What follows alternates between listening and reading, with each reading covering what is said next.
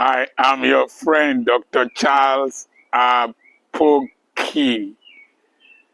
Nigeria, we hail thee. Somebody made a comment on one of my posts. He said, who are you, Dr. Charles Apoki? Are you a pastor, the voice of the Almighty God? Or you are a social commentator that you comment on a spiritual stroke canal? His spelling of canal was canal, a track of water. Yes, I am all of that and even more. When pastors restrain themselves to only preaching about heaven and about sin and about raising money and whatever, and they are not interested in what happens in their country, they have no right to complain and they have no right to call us for prayer and fasting for the good of our nation. They can be charged for accessory to the corruption and the decay in our society. Martin Luther King Jr., Desmond Tutu, Cardinal Sin of the Philippines, they all contributed to the changes that took place. Al Sharpton, Jesse Jackson Jr., and all that. When Nigeria goes wrong, when things go wrong in our country, our pastors hide. They hide. They won't say anything. But when it affects them, they start crying. Most of them don't talk because they have meat in their mouth. And when you have meat in your mouth, you can't whistle. The Bible calls them mute dogs. Can't bark. So, we're going to have lesson 1 on Kwamology. So this is Kwamology 001. What is Kwamology? Kwamology is the disruption of social services, social order by an aggrieved individual who feels that his rights have been trampled upon by by those who he is client to, and that he has a right to do whatever he deems fit in order for his or her rights to be restored or respected. That is Kwamology. Somebody who practices kwamological behavior is a kwamologist. And so we have had 3 main courses, 3 main modules to study. So we are going to study Kwamology 001. Kwamology 001 occurred when a passenger that booked a ticket for an airline got to the check-in counter after it had closed, and he claimed to have checked in online. But there are still rules. The rules state that the counter will close at a certain time, and after it has closed, no passenger will be allowed to board, because each plane has an allocated time to taxi and to depart. If it does not at that time, it disrupts all the tower control time schedule. And so Kwamologist 001 got to the airport and they said the plane had departed. He was angry. He went behind the counter. First of all, locked the entrance to the terminal, prevented other passengers from coming in, and disrupted operations in the counter. He was seen standing up with his hands in his pockets, addressing a crowd. That is Kwamology's 001.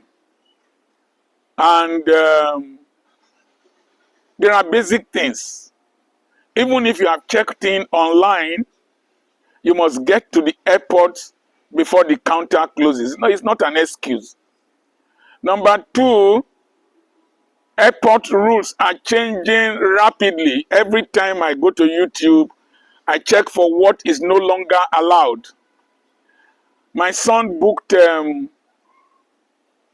what's this air now? Wizz Air, for me to travel from Switzerland to Switzerland, Italy to Switzerland,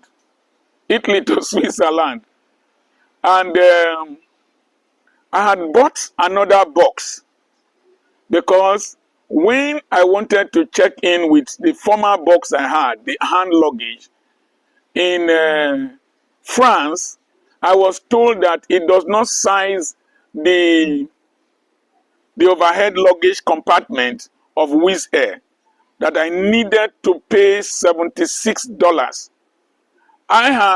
So my last born bought another one for me. They measured it with the stand of Wizz Air in the shopping mall. So I was to board from Italy to Switzerland. I hope I'm not confusing you. And Wizz Air told me that it was only one check-in luggage that I could carry. But even in local flights in Nigeria, I've been carrying the bag on my shoulder, the brown bag, and the hand luggage. So the lady said, even if it was a laptop, that I needed to pay $76. I needed to board. She said unless I put everything in the hand luggage, she was not concerned about weight. And so I removed everything from that bag across my shoulder that had my BP apparatus and some other things. I put the bag inside the hand luggage and held my BP apparatus in my hand and one other thing. I asked the lady, where can I throw these things into? She said, no, carry them like that into the aircraft. And I boarded. I avoided the trouble, the drama that could have arisen, because I was heading somewhere. Number two, I was to fly from Glasgow to Belfast. When I checked my ticket, there was no gate, boarding gate. And then they said I should check the screen, the notification boards, and there was no boarding gate. And they stipulated there that at 10 minutes after 8, they were going to display the gate where I was to board to Belfast. 10 minutes after 8, the gate was displayed, and I was waiting for announcement. Learn this, that people going to Belfast with is it Ryanair or one thing should go to the gate so to board. I did not hear any announcement. They did not make any announcement. But by instinct, I had Googled before now that in some airports, to reduce noise pollution, that they no longer announce the gate where you will board. That you should just look at the screen and go to your gate when it is displayed.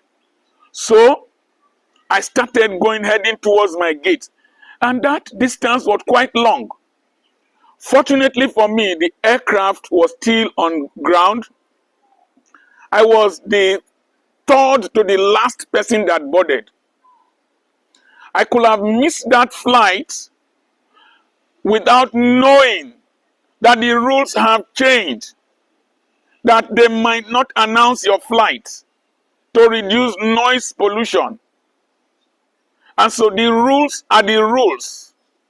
And you must conform to them because you are not an expert in that industry. Kwamologist 1 had no punishment, nothing done to him, because Kwamologist 1 is a big man. Big man. Maybe they even apologized to him. So, in this country, even when you are wrong, nothing happens because you are a big man. And so, if you are a big man, obey the rules of the other person's industry. If you are not a senator, if you go to the Senate, obey the rules operating in the Senate. It's like obeying the government. It is called delegated legislative authority. The government has delegated authority to that industry to regulate it. So, if you disobey the rules and you misbehave as a kwamologist, you are disregarding the country. You have no regard for the rules of the country. And there are too many big men that don't have regard for rules. I was flying in from Amsterdam and into Nigeria. We were in the long queue. One man just jumped the queue and came to the front. I was not in the mood to protest because I knew that in a few minutes I would leave there. Somebody saw my gray hair and called me gray hair, gray beards, and called me, "Oga, come. And where are you coming from?" I explained and all that and all that. And I don't know what he was looking for. I told him, type this name on your Android phone. And he typed it. And then he saw me on his phone. I didn't know a legend was standing in front of me. I hope I treated you well. I respected your age. Fine. He did not misbehave. But treat every person with courtesy. Treat every person with respect. The fact that some seats are still vacant in the aircraft does not mean that you have a right to go to the plane when your time is over. Africans don't respect other people's time. Africans don't respect their own time, particularly Nigerians. Kwamologist 1 was not sanctioned. He was not taken to court. He was not sued by other airlines. That is Kwamology 1 for you in Nigeria. Big man Kwamology. I remain Dr. Charles Apoki. We shall be looking at Kwamologist 2 and we will do an analysis. And we are going to look at Kwamology 3. We also do an analysis. I have properties for sale. I have books for sale. I have a WhatsApp mentorship group and WhatsApp webinars every month. We have books in the UK. We have counseling sessions. Send a message to +234 80 21 21 92 62 to register for the webinar that is coming up in September, 6th and 7th September. You will learn a lot. And also for properties and for counseling. The number again, +234 80 21 21 92 22. God bless you.